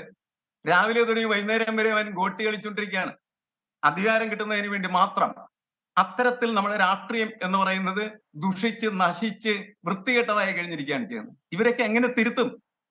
വളരെ ഗൗരവമായിട്ട് സമൂഹം അത് ചിന്തിച്ചത് കൊണ്ടാണ് ഇതേപോലെയുള്ള ബദൽ ചിന്തകൾ അവർക്കുണ്ടായത്. അവർ വോട്ട് ചെയ്ത് ചിലപ്പോൾ നോട്ടൊക്കെ വോട്ട് ചെയ്യും, അല്ലെങ്കിൽ BJPക്ക് വോട്ട് ചെയ്യും. അതിനേക്കാൾ മോശമായിട്ടുള്ള എന്തെങ്കിലും വന്നാൽ അതിന് വോട്ട് ചെയ്യും. എന്തിനാണത്? എടാ, ഇതൊക്കെയാണ് നിങ്ങൾക്ക് നേരെ ചെയ്യേണ്ടത് എന്നവരെ ബോധ്യപ്പെടുത്താൻ വേണ്ടി.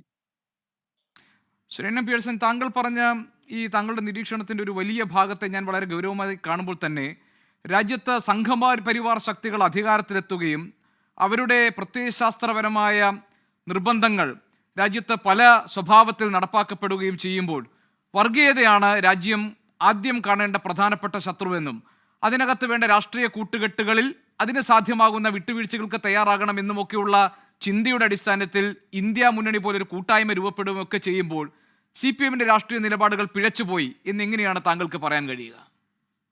തീർച്ചയായിട്ടും അത്തരത്തിലുള്ള മുന്നണികൾ രൂപപ്പെടുമ്പോൾ കേരളത്തിൽ CPM അഭിമുഖീകരിക്കുന്ന പ്രധാനപ്പെട്ട പ്രശ്നം, തെരഞ്ഞെടുപ്പ് രാഷ്ട്രീയത്തിന് മുന്നിൽ വരുമ്പോൾ CPM-നെ സംബന്ധിച്ചിടത്തോളം കോൺഗ്രസുമായിട്ട് സഖ്യമുണ്ടാക്കി ഇവിടെ ഒരു മുന്നേറ്റം എന്ന് പറയുന്നത് അസാധ്യമാണ്. അത് നമുക്കറിയാം. നമ്മുടെ കോമൺ സെൻസ് വെച്ച് നോക്കിക്കഴിഞ്ഞാൽ തീർച്ചയായിട്ടും കേരളത്തിൽ ഇത് തീർച്ചയായിട്ടും പാർലമെന്റ് രാഷ്ട്രീയത്തിന്റെ പ്രശ്നമാണ്, ജനാധിപത്യത്തിന്റെ പ്രശ്നമാണ്.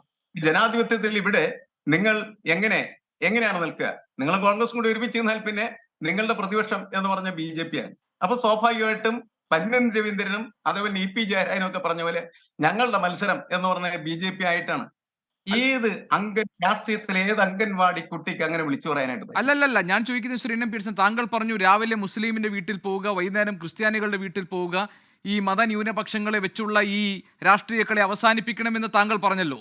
അതുകൊണ്ടാണ് ഞാൻ ആവർത്തിച്ച് ചോദിച്ചത്, സംഘപരിവാറിനെതിരായിട്ടുള്ള രാഷ്ട്രീയ നിലപാടുകളുമായി അല്ലെങ്കിൽ അതിൽ കരുത്തരാരാണ് എന്ന മത്സരം നടക്കുന്ന കേരളത്തിൽ CPM-ന്റെ രാഷ്ട്രീയ അടവുകൾക്ക് പിഴച്ചത് എവിടെയാണ്? പിഴച്ചു എന്ന് താങ്കൾക്ക് എങ്ങനെ പറയാൻ കഴിയും എന്ന് ഞാൻ ചോദിച്ചത് അതാണ്. അല്ല, അതിന്റെ പിഴവ് തീർച്ചയായിട്ടും നമ്മൾ എങ്ങനെയാണ് നമ്മുടെ ഒരു രാഷ്ട്രീയത്തിന്റെ കൂടെ മറ്റുള്ളവരെ കൂട്ടുക? നമ്മുടെ രാഷ്ട്രീയം ഏറ്റവും ശരിയാണ് എന്ന് പറയുമ്പോൾ മാത്രമാണ് ആ ശരിയായിട്ടുള്ള രാഷ്ട്രീയത്തിന്റെ ഒപ്പം മറ്റുള്ളവർ വരികയുള്ളൂ, അല്ലെങ്കിൽ ജനങ്ങളെ കൂടെ നിർത്താനായിട്ട് പറ്റുള്ളൂ. കേരളത്തിൽ ഇതുവരെ CPM തുടർന്നു പോകുന്ന ഇടതുപക്ഷ രാഷ്ട്രീയത്തിന്റെ നിറം നഷ്ടപ്പെട്ടു കഴിഞ്ഞാൽ സ്വാഭാവികമായിട്ടും അതിന്റെ സ്വഭാവശുദ്ധിയാണ് നഷ്ടപ്പെടുന്നത്, അതിന്റെ ക്യാരക്ടറാണ് നഷ്ടപ്പെട്ടുവെന്ന്. അങ്ങനെ ക്യാരക്ടർ നഷ്ടപ്പെട്ട ആ കൂട്ടത്തിനൊപ്പം നിൽക്കാനായിട്ട് എങ്ങനെയാണ് അതുവരെ ആ രാഷ്ട്രീയത്തിന്റെ പൈതൃകം പേറിയിരുന്നായിട്ടുള്ള ആളുകൾക്ക് കഴിയുക എന്നുള്ളതാണ് പ്രധാനപ്പെട്ട പ്രശ്നം. CPM-ന് പറ്റിയിരിക്കുന്ന പ്രശ്നം എന്താണെന്ന് വെച്ചാൽ സംഘപരിവാർ നടത്തിക്കൊണ്ടിരിക്കുന്നതായിട്ടുള്ള സാംസ്കാരികമായിട്ടുള്ള രാഷ്ട്രീയ പ്രവർത്തനത്തെ പ്രതിരോധിക്കാൻ ആവശ്യമായിട്ടുള്ള ഒരു സാംസ്കാരിക രാഷ്ട്രീയ പ്രവർത്തനം നടത്താൻ പറ്റാതെ പോയത് തന്നെയാണ്. CPM-ന്റെ കുടുംബങ്ങളിലേക്ക് സ്ത്രീകളെല്ലാം തന്നെ കേരളത്തിൽ എല്ലാ അമ്പലങ്ങളിലും നടന്നു പോകുന്നതായിട്ടുള്ള പ്രഭാഷണങ്ങൾ കേൾക്കുന്നതിന് വേണ്ടി പോകാറുണ്ട് എന്നുള്ള കാര്യം നമുക്ക് എല്ലാവർക്കും അറിയാവുന്നതാണ്.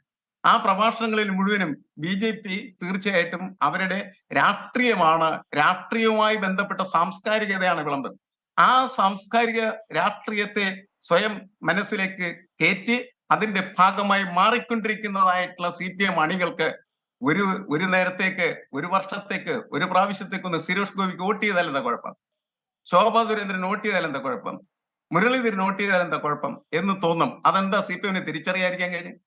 എവിടെയാണ് CPM ഇത്? എന്താ തൃശ്ശൂർ പൂരത്തിൽ എന്താ സംഭവിച്ചത്? CPM നേതാക്കളും ഒക്കെ എന്ത് ചെയ്ത് തൃശ്ശൂർ പൂരത്തിന്റെ ആത്മീയതയിൽ അങ്ങനെ ആർത്ത് അമർന്ന് അതിനൊപ്പം കൂടി, അതിനൊപ്പം തുള്ളി, അതിനൊപ്പം ആളുകൾ നിർത്താം എന്ന് ധരിക്കുകയും ആ തെറ്റിദ്ധാരണയുടെ തലക്ക് അവർ തകർന്നു വീഴുകയാണ് ചെയ്തത്. അങ്ങനെയാണ് ചെയ്യേണ്ടത്. ഇടതുപക്ഷ രാഷ്ട്രീയത്തിന്റെ രീതികൾക്കനുസരിച്ചാണ് അവർ പ്രവർത്തിക്കേണ്ടത്. അവരുടെ ക്യാരക്ടറാണ്. ആ ക്യാരക്ടറിൽ നിന്ന് അവർ പ്രവർത്തിക്കാൻ പാടുള്ളൂ. മറ്റൊരു തീർച്ചയായിട്ടും മതാത്മകതയുടെ രാഷ്ട്രീയം പുലർത്തുന്നവരാണ്. അവന്റെ ക്യാരക്ടർ അതാണ്. ആ ക്യാരക്ടറിനോട് ഇവർ പോയിട്ട് മത്സരിച്ചാൽ ഇവർ പരാജയപ്പെട്ടു. ഒറിജിനൽ ഡ്യൂപ്ലിക്കേറ്റ് തമ്മിലുള്ള മത്സരമാണ്. ഒറിജിനൽ ജയിക്കും, ഡ്യൂപ്ലിക്കേറ്റ് തോക്കും. എന്താണ് ഇടതുപക്ഷം തിരിച്ചറിയാത്തത്? അപ്പൊ ഇടതുപക്ഷക്കാരന് ഇടതുപക്ഷത്തിന്റെ ക്യാരക്ടറിൽ പ്രവർത്തിക്കാൻ പാടുള്ളൂ. ആ സ്വഭാവത്തിലാണ് അവൻ പ്രവർത്തിക്കേണ്ടത്. ശരി, ഞാൻ വരാം. ഡോക്ടർ ബി ജയരാജ്, ഈ തോൽവിയുടെ കാരണങ്ങൾ പരിശോധിക്കുമ്പോൾ പ്രതിക്കൂട്ടിൽ നിർത്തുന്നത് പിണറായിയല്ല, പാർട്ടിയെ തന്നെയാണ് ശ്രീ NM പിയേഴ്സന്റെ നിരീക്ഷണങ്ങൾ. അവിടെ പാർട്ടിക്ക് അതിൻ്റെ അസ്തിത്വവും അതിൻ്റെ വ്യക്തിത്വവും നഷ്ടപ്പെട്ടിരിക്കുന്നു. രാഷ്ട്രീയം പറയാതെയാണ് പാർട്ടി അതിൻ്റെ പ്രവർത്തനങ്ങളുമായി മുന്നോട്ട് പോകുന്നത്. നേതൃത്വത്തിനാണ് പിഴവുകൾ സംഭവിച്ചിരിക്കുന്നത്. അതാണ് ഈ തിരിച്ചടിക്ക് കാരണം. അത് തിരിച്ചറിയാൻ ഇടതുപക്ഷത്തിന് കഴിയുമോ? CPM-ന് കഴിയുമോ? ആരാണ് ഇവരെ തിരുത്താൻ പോകുന്നത് എന്ന് NM പിയേഴ്സൺ ചോദിക്കുന്നു. അതിനെന്താണ് മറുപടി? NM പിയേഴ്സൺ NK മാധവന്റെ മകനാണെന്നാണ് എൻ്റെ ഒരു വിശ്വാസം. അപ്പം ഞാൻ കേട്ടിട്ടുള്ളത് അങ്ങനെയാണ്.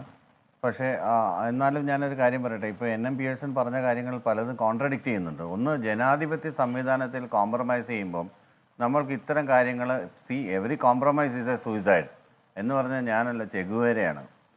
അപ്പോൾ അങ്ങനെ ഒരു കോംപ്രമൈസ് ചെയ്യുകയാണ്. നമ്മൾ ജനാധിപത്യ പ്ലാറ്റ്ഫോമുകൾ നമ്മൾ എന്തിനാണ് യൂസ് ചെയ്യുന്നത്? നമ്മുടെ ആശയപ്രചരണങ്ങൾ നടത്താൻ വേണ്ടിയിട്ടാണ്. അവിടെ ജയപരാജയങ്ങളൊന്നും ഒരു വിഷയമേ അല്ല. അവിടെ ജയങ്ങളുണ്ടാവും, പരാജയങ്ങളുണ്ടാവും, മുന്നോട്ടടി ഉണ്ടാവും, പിന്നോട്ടടി ഉണ്ടാവും.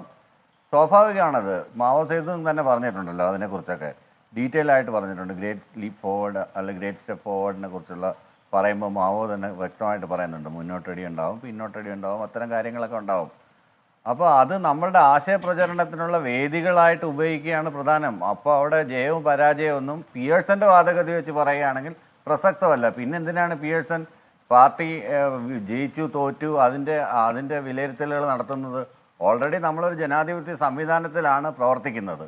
അപ്പോൾ ഈ പറയുന്ന ഡിക്റ്റേറ്റർഷിപ്പ് ഓഫ് ദി പ്രോലിറ്റേറിയറ്റോ ഒന്ന് നടപ്പിലാക്കുന്ന ഒരു സംവിധാനം നടപ്പിലാക്കണമെന്നുണ്ടെങ്കിൽ, അല്ലെങ്കിൽ ഒരു സോഷ്യലിസ്റ്റ് സമൂഹത്തിലോട്ട് പോകണമെങ്കിൽ തന്നെ അതിന് വേണ്ടിയിട്ട് ഈ പ്ലാറ്റ്ഫോമുകൾ ഉപയോഗിച്ച് നമ്മളുടെ പരമാവധി ആശയപ്രചരണം നടത്തുകയാണ്. അവിടെ ജയവും പരാജയമൊക്കെ സെക്കൻഡറിയാണ്. അപ്പോൾ സെക്കൻഡറി ആയിട്ടുള്ള കാര്യത്തിൻ്റെ അടുത്ത് പ്രൈമറി ആയിട്ട് വെച്ചിട്ട് പിന്നെ ആ പ്രൈമറി എന്ന് പറഞ്ഞിട്ട് ആ പ്രൈമറി അറ്റാക്ക് ചെയ്തിട്ട് സെക്കൻഡറിയെ ബാക്ക് ചെയ്യാനായിട്ട് ഉപയോഗിക്കുന്നത് അവിടെ തന്നെ ആ വാദഗതികൾ പൊളിഞ്ഞു വീഴുകയാണ് ചെയ്യുന്നത്. തെറ്റായ രാഷ്ട്രീയമാണ് എന്നതാണ്. അതായത് അദ്ദേഹം അതിന് ഉദാഹരണം പറഞ്ഞ തൃശ്ശൂരിൽ ഇപ്പോൾ BJP പയറ്റുന്ന ഈ സാംസ്കാരിക രാഷ്ട്രീയവുമായി ബന്ധപ്പെട്ട കാര്യങ്ങളിൽ അതിനെ ഏത് നിലയിൽ നിന്നുകൊണ്ടാണ് അത്തരം നീക്കങ്ങളെ പ്രതിരോധിക്കേണ്ടത്? ഏത് തരത്തിലുള്ള ഒരു സാമൂഹിക പരിവർത്തനത്തെക്കുറിച്ചാണ് ഇടതുപക്ഷം ചിന്തിക്കേണ്ടതും പ്രവർത്തിക്കേണ്ടിയുണ്ട്? ഏത് രാഷ്ട്രീയമായിരുന്നു ഇടതുപക്ഷം മുന്നോട്ട് വെക്കേണ്ടത്? അത് ചെയ്യാതെ അവരുടെ ഒരു B ടീമായി നിന്നുകൊണ്ട് അവരുടെ ഡ്യൂപ്ലിക്കേറ്റ് കളിക്കാൻ CPM ശ്രമിച്ചതിനുള്ള തിരിച്ചടിയാണ് ഇപ്പോൾ തൃശ്ശൂരിലെ BJP സ്ഥാനാർത്ഥിയുടെ വിജയമടക്കം ഈ തെരഞ്ഞെടുപ്പിലുണ്ടായ തിരിച്ചടിയുടെ കാരണം എന്നാണ് പിയേഴ്സൺ പറഞ്ഞത്.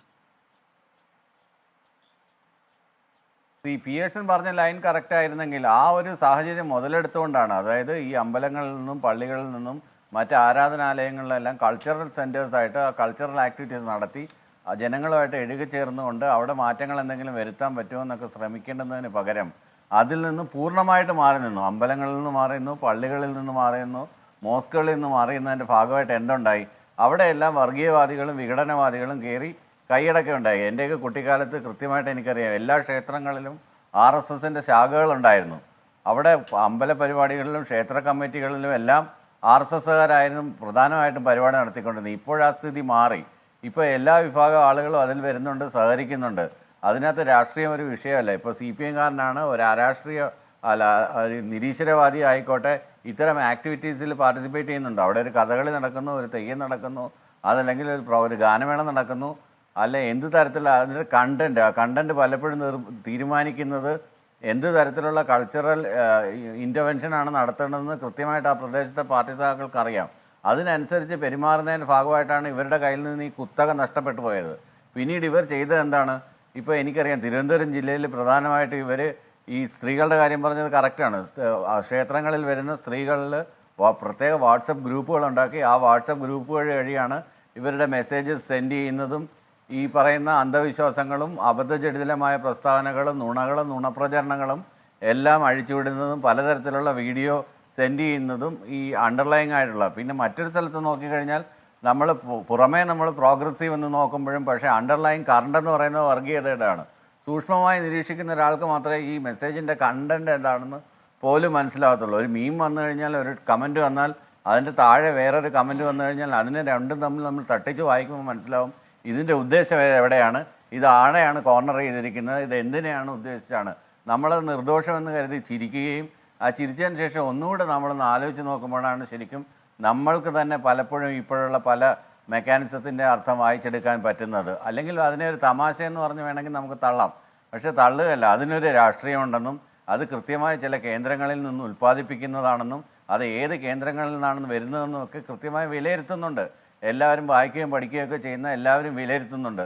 അവിടെ നമുക്ക് വരട്ട തത്വവാദം കൊണ്ട് അല്ലെങ്കിൽ ഈ തിയററ്റിക്കൽ ബേസ് കൊണ്ട് നേരിടുന്നതിന് ഒരു പരിധിയുണ്ട്. ചിലപ്പോൾ നമ്മൾ ആ ഒരു നിലവാരത്തിലേക്ക് ഇറങ്ങേണ്ടി വരും.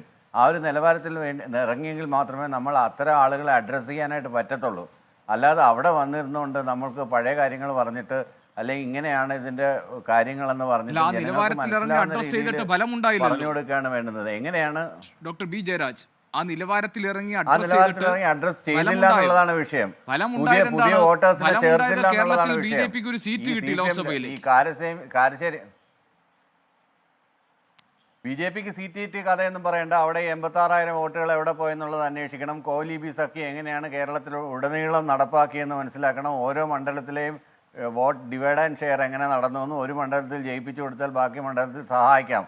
I will scratch your back, you will scratch my back എന്ന് പറഞ്ഞ കണക്കോലെ ഉള്ള നീ എൻ്റെ പുറത്ത് ചൊറിഞ്ഞു തരും, ഞാൻ നിൻ്റെ പുറത്ത് ചൊറിഞ്ഞു തരാമെന്ന് പറഞ്ഞിട്ടുള്ള ഒരു പരസ്പര സഹായം മുന്നണിയായിട്ട് ഈ വർഗീയ പാർട്ടികളും അതുപോലെ തന്നെ കോൺഗ്രസും ഒരുമിച്ച് നിന്ന് ഹാൻഡ് ആൻഡ് ഗ്ലൗ ആയിട്ട് അവർക്ക് എതിർക്കാനായിട്ടൊരു ശത്രു വേണം. ആ എതിർക്കാനായിട്ടുള്ള ശത്രുവാണ് രാവിലെയും വൈകുന്നേരവും ഉച്ചയ്ക്കും ഒക്കെ ഇതിനൊരു ബിംബത്തിനെ ഉണ്ടാക്കിയെടുക്കുക. ആ ബിംബത്തിൻ്റെ ഇമേജറി കൃത്യമായിട്ട് മാധ്യമങ്ങളെല്ലാം കൂടെ നിർമ്മിച്ചു കൊടുത്തു. അതിനെ നമ്മൾ ഈ പറഞ്ഞതുപോലെ ഈ രാംനവമി സമയത്ത് അസുരനെ അമ്പെയ്യുന്ന കണക്കിൽ സ്ഥിരമായി വർഷങ്ങളായിട്ട് എത്ര വർഷങ്ങളായി, പതിറ്റാണ്ടുകളായി അമ്പെയ്തുകൊണ്ടിരിക്കുകയാണ്. എത്രയോ നൂറ്റാണ്ടുകളായിട്ട് എത്രയോ പതിറ്റാണ്ടുകളായിട്ട് വേട്ടയാടിക്കൊണ്ടിരിക്കുകയാണ്. കുറേ നാൾ ലാവ്ലിൻ എന്ന് പറഞ്ഞു, അതിൽ നിന്നും ഒരു പ്രശ്നം ഉണ്ടായില്ല. അതിനുശേഷം പിന്നീട് മകളെ പിടിച്ചു, മരുമകനെ പിടിച്ചു. കൃത്യമായിട്ട് ആസൂത്രിതമായ ആക്രമണം. ഒന്നെങ്കിൽ ഒരു മന്ത്രിയോ അതല്ലെങ്കിൽ മുതിർന്ന നേതാവിൻ്റെയോ കീഴിലുണ്ടായിരുന്ന ഇടങ്ങളാണ്.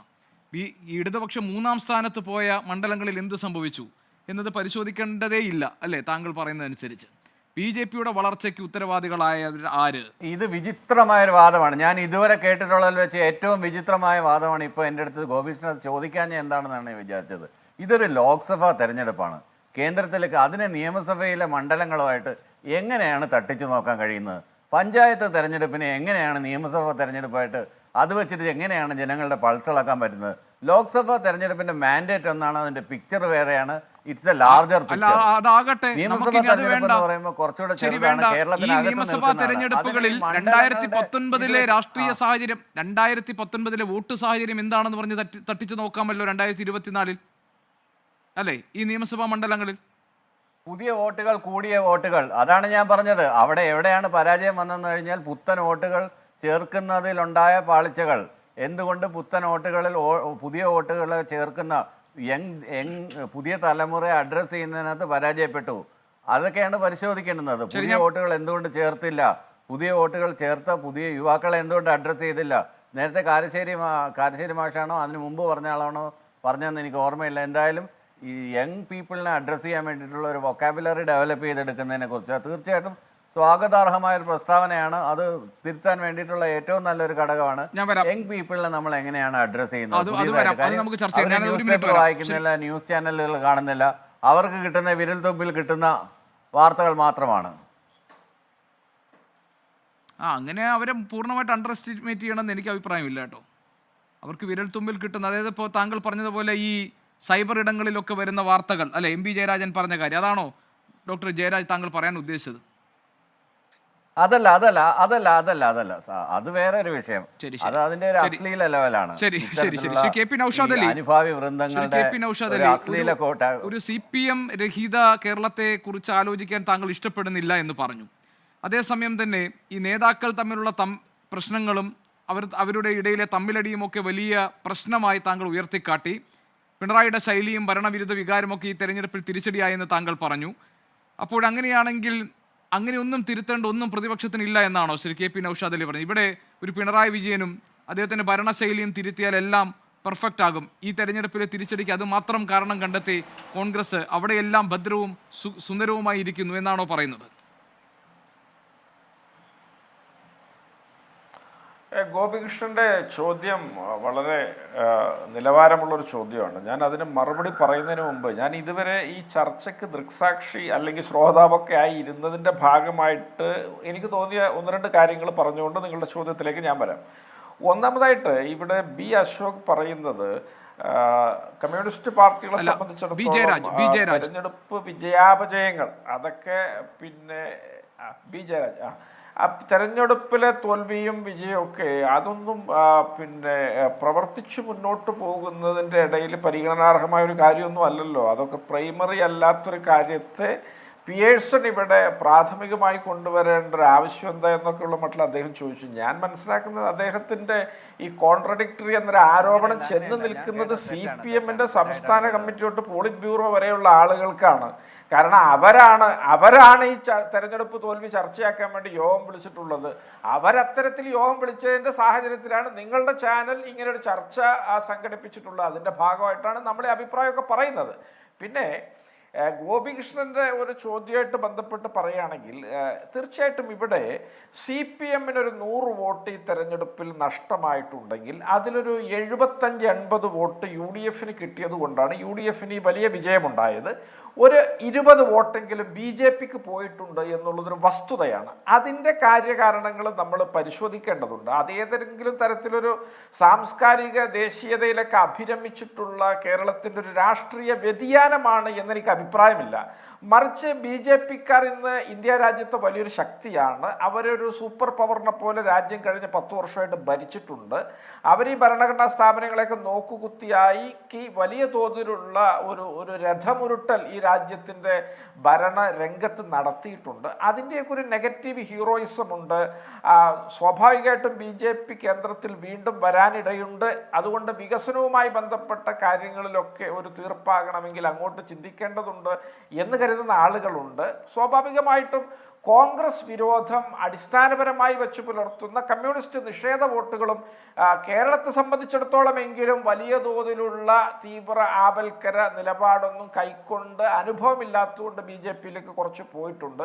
ഇത്തരത്തിലൊക്കെയുള്ള സാഹചര്യങ്ങൾ മുൻനിർത്തിയിട്ട് ഒരു വിശദമായ പരിശോധന അതിനകത്ത് ആവശ്യമുണ്ട്. ഞങ്ങളെ സംബന്ധിച്ചിടത്തോളം ഞങ്ങൾക്ക് 2019 ലോക്സഭാ തെരഞ്ഞെടുപ്പിലും സമാനമായ വിജയമുണ്ടായി. പക്ഷേ 2021 നിയമസഭാ തെരഞ്ഞെടുപ്പിൽ ഞങ്ങൾ പരാജയപ്പെടുകയുണ്ടായി. അതുകൊണ്ട് തന്നെ ഈ 2024 ലോക്സഭയിൽ CPMന് മേലുണ്ടായ വിജയം ഇത് അന്തിമമാണെന്നോ ഇത് അദമ്യമാണെന്നോ ഒന്നുമുള്ള ഒരു അഭിപ്രായ പ്രകടനങ്ങൾ ഞങ്ങൾക്കാർക്കും ഇല്ല. ഈ വിജയത്തെയും പഠിക്കണം എന്നാണ് പ്രതിപക്ഷ നേതാവ് അദ്ദേഹത്തിൻ്റെ ഒരു അഭിമുഖത്തിൽ സൂചിപ്പിച്ചത്. ഈ വിജയത്തെ പഠിച്ചുകൊണ്ട് ഈ വിജയം അടുത്തു വരുന്ന തെരഞ്ഞെടുപ്പുകളിലും നിലനിർത്താൻ ആവശ്യമായ മാറ്റങ്ങളും തിരുത്തലുകളും സ്വയം നവീകരണങ്ങളും ഒക്കെ വരുത്തിയാൽ തന്നെ ഈ സംസ്ഥാനത്ത് നിലനിൽക്കാനും വിജയങ്ങൾ എത്തിപ്പിടിക്കാനും കഴിയുകയുള്ളൂ എന്ന ഉറച്ച ബോധ്യം ഞങ്ങൾക്കുണ്ട്. അതുകൊണ്ട് തന്നെ ഞങ്ങളെ സംബന്ധിച്ചിടത്തോളം ഈ അന്തിമ വിജയമാണിത് എന്ന് കരുതി അഹങ്കരിച്ച് പിന്നെ വലിയ തോതിലുള്ള ധിക്കാരപൂർവമായ നടപടികളുമായിട്ട് മുന്നോട്ട് പോകുന്ന പ്രശ്നമേ ഇല്ല എന്നറിയിക്കാൻ ഞാൻ ഗോപികൃഷ്ണനെ അറിയിക്കാൻ ഞാൻ ആഗ്രഹിക്കുകയാണ്. ഞാനൊരു ചെറിയ ഇടവേള എടുക്കുന്നു. നിയമസഭാ തെരഞ്ഞെടുപ്പിൽ ഇനിയൊരു ഒറ്റ കാര്യം സൂചിപ്പിച്ചാൽ നിയമസഭാ തെരഞ്ഞെടുപ്പിൽ ഇനിയൊരു പരാജയം ഐക്യ ജനാധിപത്യ മുന്നണിക്കും കോൺഗ്രസിനും ഉണ്ടായാൽ നിങ്ങൾ ഭയപ്പെടുന്ന അല്ലെങ്കിൽ കേരളത്തിൻ്റെ പൊതുസമൂഹം ഭയപ്പെടുന്ന ഒരു രാഷ്ട്രീയത്തിന് ഇവിടെ തിരശ്ശീലം ഉയരലാണ് അതിൻ്റെ സൈഡ് എഫക്റ്റ്. തീർച്ചയായിട്ടും അത്തരമൊരു പാർശ്വഫലത്തിലേക്ക് ഈ സംസ്ഥാനം പോകാതിരിക്കണമെങ്കിൽ ഇവിടെ ഒരു തുടർഭരണങ്ങൾക്കൊരു അറുതി വരികയും മാറി മാറി വരുന്ന ഭരണത്തിൻ്റെ ഒരു പുനഃസ്ഥാപനം ഉണ്ടാവുകയും വേണം. അല്ലാത്ത പക്ഷം ഇവിടെ ഈ മൂന്നാം ശക്തിയൊക്കെ നിർണായകമായിട്ട് മുമ്പോട്ട് വരും. അതിനുള്ള ജാഗ്രത കേരളത്തിലെ പൊതുസമൂഹം കാട്ടുമെന്ന് ഞങ്ങൾക്ക് ഉറപ്പുണ്ട്. എന്നാൽ ഞങ്ങൾ അതിന് അർഹരാണ് എന്നവരെ ബോധ്യപ്പെടുത്താനുള്ള നയസമീപനങ്ങളും നിലപാടുകളുമായിട്ട് ഞങ്ങൾ മുന്നോട്ട് പോകും. തീർച്ചയായിട്ടും ആ പ്രതിജ്ഞാബദ്ധത ഇവിടെ അടിവരയിടുവാൻ ഞാനൊരു ചെറിയ ഇടവേള എടുക്കുന്നു. കാരശ്ശേരി മാഷിലേക്ക് ഞാൻ തിരികെ വരും ഇടവേളയ്ക്ക് ശേഷം. കാരശ്ശേരി മാഷ്, ഈ തെരഞ്ഞെടുപ്പിൽ CPM-നുണ്ടായിരിക്കുന്ന ഇടതുപക്ഷത്തിനുണ്ടായിരിക്കുന്നത് ഒരു രാഷ്ട്രീയ പരാജയമാണെന്നും അതിനെ പിണറായി വിജയനെ പ്രതിക്കൂട്ടിൽ കയറ്റി നിർത്തിയതുകൊണ്ട് കാര്യമില്ല എന്നുമുള്ള നിരീക്ഷണത്തോട് താങ്കൾ യോജിക്കുന്നുണ്ടോ?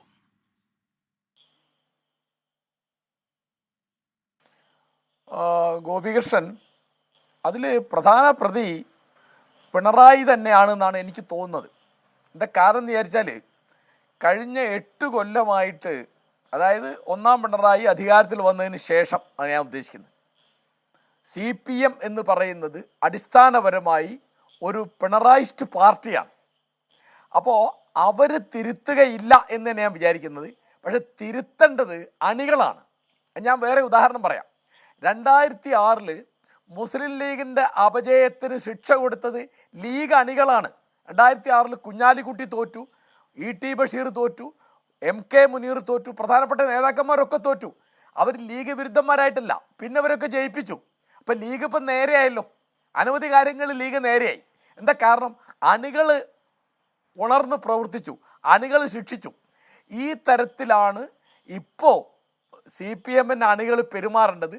അവർ നേതാക്കന്മാർ യാഥാർത്ഥ്യബോധത്തോട് തിരിച്ചറിവ് നേടുന്നില്ല എങ്കിൽ അവർ ഈ തരത്തിൽ, ഇപ്പോൾ കുർലോസിൻ്റെ വാക്ക് ഗോപികൃഷ്ണൻ പറഞ്ഞല്ലോ, ഞാനത് ഉദ്ധരിക്കുകയാണ്, വീണ്ടും ഉദ്ധരിക്കുകയാണ്. ഇടത്തോട്ട് ഇൻഡിക്കേറ്റർ ഇട്ടിട്ട് വലത്തോട്ട് യാത്ര ചെയ്യുന്നുണ്ടെന്ന് തോന്നുന്നുണ്ടെങ്കിൽ ആ യാത്ര തെറ്റാണ് എന്ന് പറഞ്ഞ് അത് തടയേണ്ടത് അനുയായികളുടെ, അംഗങ്ങളുടെ, പാർട്ടിക്കാരുടെ ഉത്തരവാദിത്തമാണ്.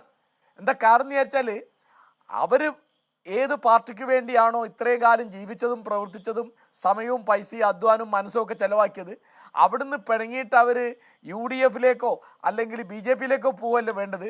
അവർ സ്വന്തം നേതാക്കന്മാരെ തിരുത്തണം.